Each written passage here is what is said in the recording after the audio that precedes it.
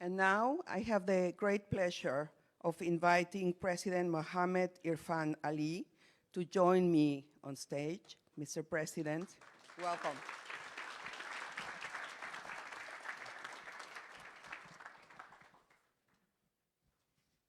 As one of the most biodiverse countries in the world, Guyana plays a critical role in safeguarding the Amazon rainforest and its ecosystems.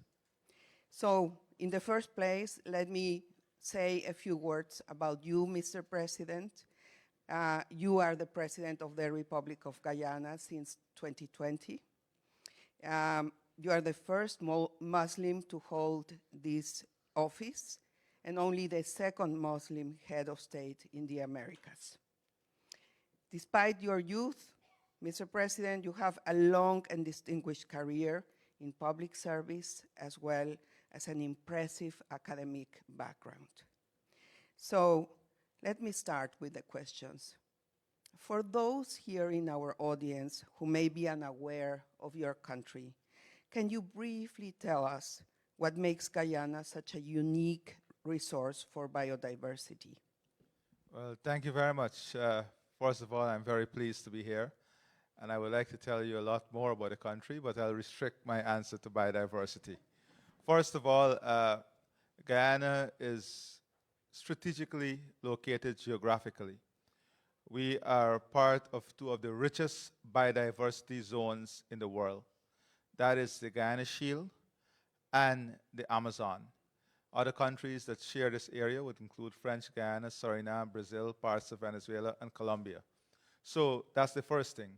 We are part of the richest biodiversity zones in the world, the Amazon and the Guyana Shield. Geographically, the geographical formation of this area is more than 2 billion years old. 2 billion years old. The WWF would have said that Guyana is one of the countries with the highest concentration of biodiversity, the highest concentration of biodiversity. We have the second highest forest cover globally. We have managed to keep our forests intact with the lowest deforestation rate in the world. We are now looking to double our biodiversity protection, and we are on track to achieving the 2030 goals in terms of safeguarding biodiversity assets.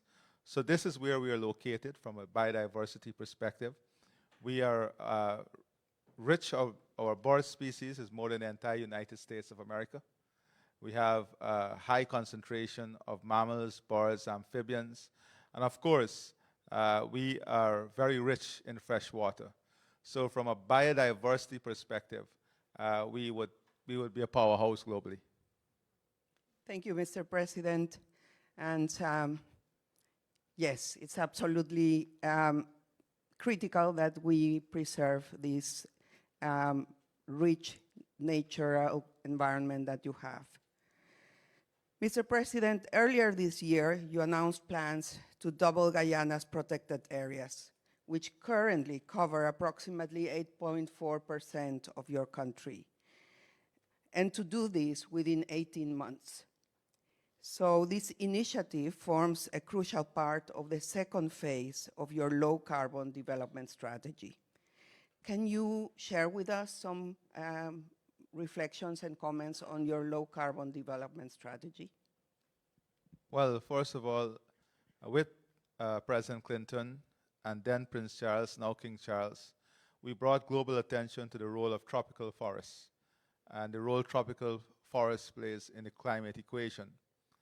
There was a period when there was a lot of incentive given to countries who were going for reforestation. That is, countries who have already cut down the forests. They were given grants and incentive to replant the forests. And we made the argument, what about those countries that kept the forests intact with the lowest deforestation rate in the world? It is an unfair system for the countries who kept their forests intact, and that forest is not valued. So we argued for a market-based mechanism for carbon credits from the forests. Our forest stores 19.5 gigatons of carbon. And we were able, with the activism of and support of President Clinton and then Prince Charles, now King Charles, to have the forests market-based mechanism for forest carbon credits. We were able to sign the first deal with the Kingdom of Norway for 250 plus million US dollars. Today, we were able to sign the first end-user deal with Hess Corporation for more than 750 million US dollars. The entire forest is R3 certified and certified to sell carbon at the highest market, that is for the aviation sector. So we have been able to do this in a way that kept the livelihood of the people, because most of the people who live in the forested area are the indigenous people. So the low carbon development strategy was not just about safeguarding the forest. It's about how do we use this natural resource to earn revenue, to contribute to the livelihood of the people, to expand the economy, use it to ensure that the world understands that there's a value to this standing forest, the ecological services that the forests provide, the biodiversity services that it provides, that there need to be a market-based mechanism through which this must earn resources for the people and the development of the country.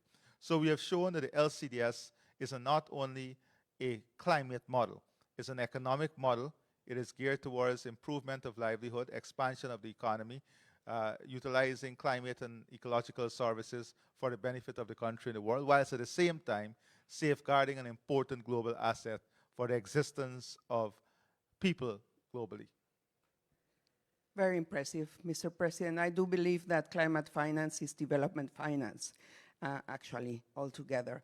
Can you share with us how do the indigenous peoples, the local communities, participate in these projects? Well, first of all, the LCDS, the Low Carbon Development Strategy, was finalized after a national consultation process. And indigenous people who live mostly in the forested communities, they were a major part of this consultation. So the document reflects the views and aspirations of the indigenous people. The Tushaus, who are the leaders of the different indigenous communities, there's a National Tushaus Council. The National Tushau Council would have then participated in finalizing the document. We have a multi-stakeholder task force that manages the implementation of the LCDS, and the National Tushaus Council has a representative on that body. So from a governance mechanism, first of all, it was consultative democracy. Secondly, from a governance mechanism, all stakeholders are involved because this is a national asset. And that national asset must have the views of all national players, all national stakeholders.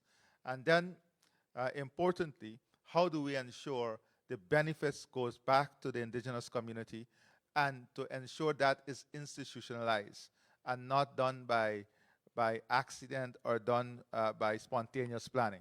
So outside of the national budget and the support that these communities get from the national budget, when we signed the first agreement with the Kingdom of Norway, 18% of all the revenue earned went directly to the indigenous community, the development of the indigenous community, development of their livelihood, expansion of their local and community economy. In the LCDS 2030, which is the new LCDS, the first set of resources that came in, we made a benchmark that 15% of all revenue earned from carbon sale must go directly to the communities. And the communities will decide how they spend the resources and how they use it for the expansion and improvement of their community. So in the first instance, 15%, and that is set by policy, went directly to the indigenous community. This year, however, because the revenue was lower, we did not want the community to receive less revenue than they received last year. So we give 22% went directly to the community. So we have embedded the system of distribution of the resources, the revenue, into a policy that support the community. They're involved in the governance mechanism. They were involved in the development of the strategy, and now they're involved in the implementation.